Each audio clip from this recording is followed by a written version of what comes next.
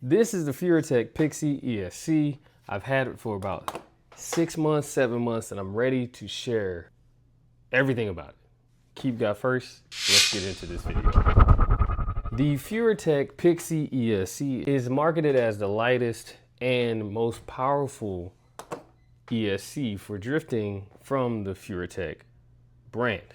It has 180 amps, Bluetooth, slide dash, which is a cool little quirky little device that you can basically control the ESC from. So it's compatible with a tuner, and it has a little Bluetooth dongle. Look how small it is. Look how small that Bluetooth dongle is right there.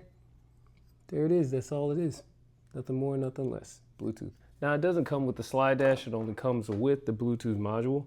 And the reason why it comes with the Bluetooth module, through all of my searching, I don't think you can calibrate the throttle unless you have Bluetooth or the slide dash. Let's check out some of the physical attributes of this ESC. First of all, it's really small and compact, and the fan is integrated into the ESC. You can see that the electronic workings there, it's actually connected to the ESC. So the fan is integrated into the actual ESC, and that's what it looks like.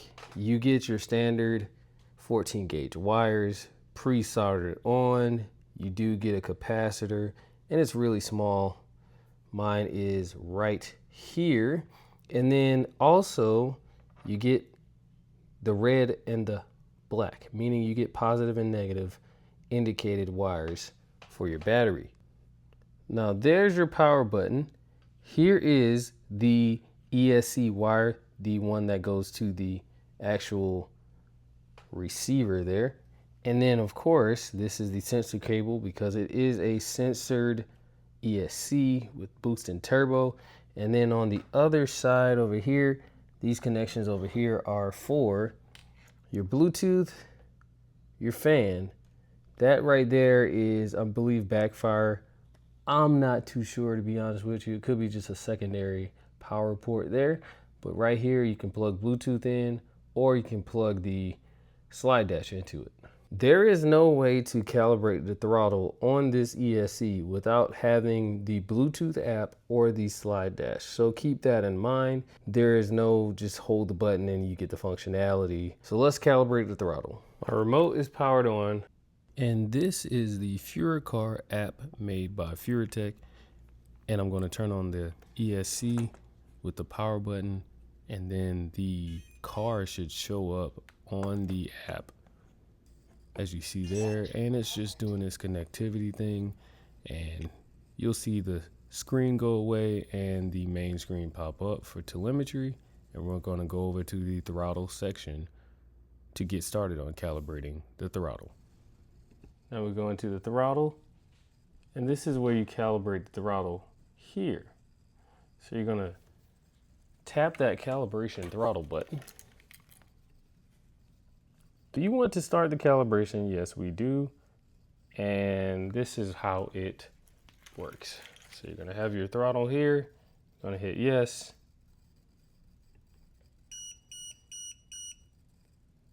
Set 0 speed, you hit OK. Set max speed, you hit OK. And now you hit the brakes and you hit OK. And then do you want to save it? Yes. The throttle calibration is saved, and you can press OK. And now you pull your trigger and you have throttle. So on the telemetry side, you get the RPMs in different ways of viewing it. You get RPMs here, you get the throttle here and the percentage, and then down here you get to see what your throttle curve is. Here's another menu strictly for the throttle, and this one is throttle over RPM. So for example, you pull your trigger and then you can see exactly what your RPMs are versus your throttle there.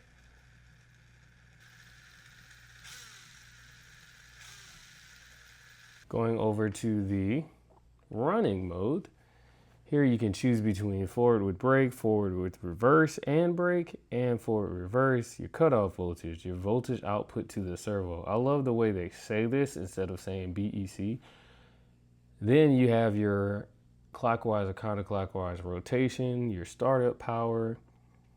You have your max forward percentage, max throttle, max reverse. Now the max reverse, of course, I want to take that down to 30. And then there's the max brake and the drag brake, and that's your running.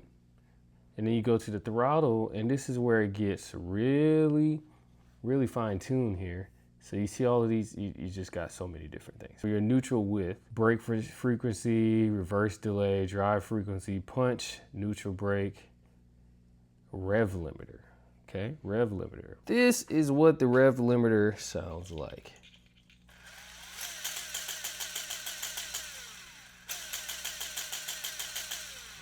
So it cuts the RPM at 22,000 RPMs, and then it lets it drop back to 17,000 RPMs, and then it'll keep bouncing between the two.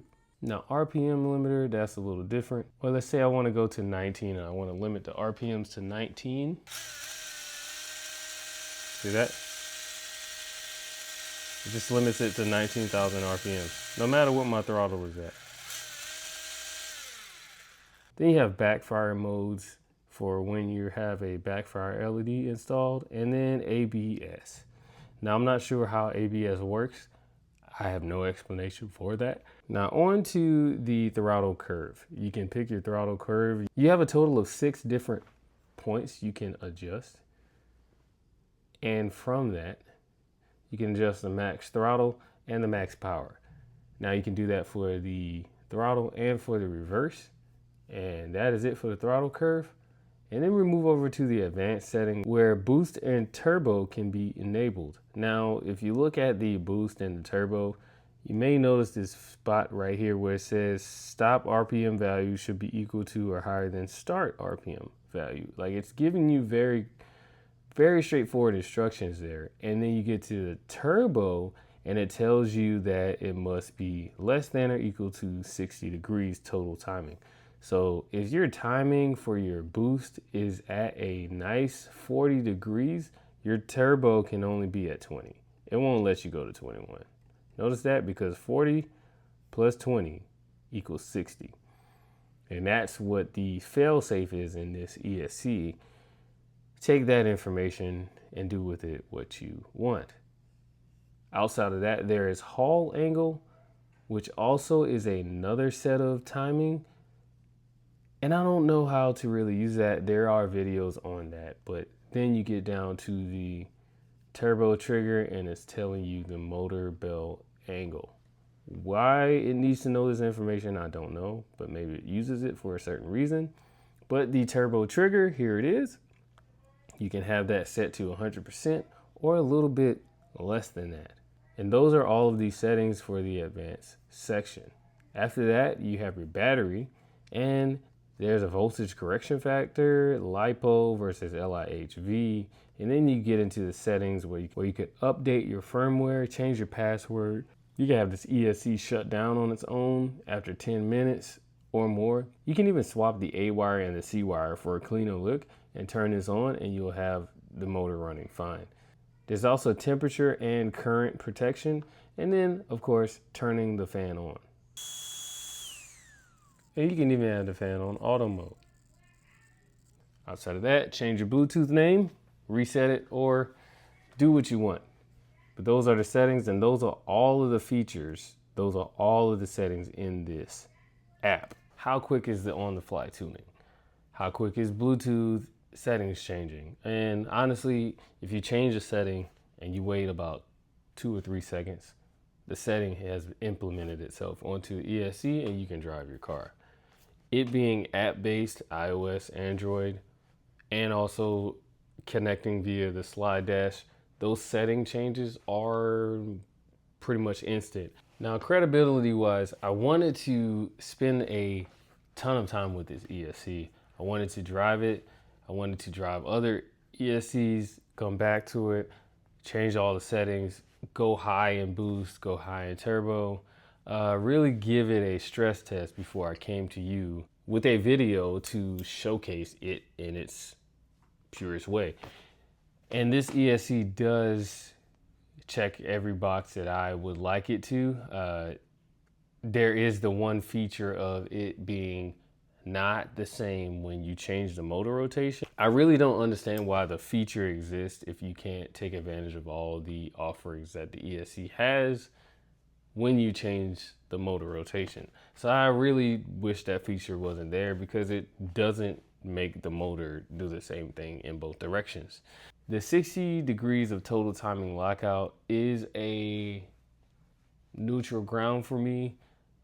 I don't run my turbo and boost settings so high, so I don't see the limit of what that does. But it being a lockout is also a characteristic of this ESC, so take that information and do with it what you will. Now what I'm going to do is I'm going to give you some on-track driving of some of these settings and changing them just to see how the characteristic of the car changes.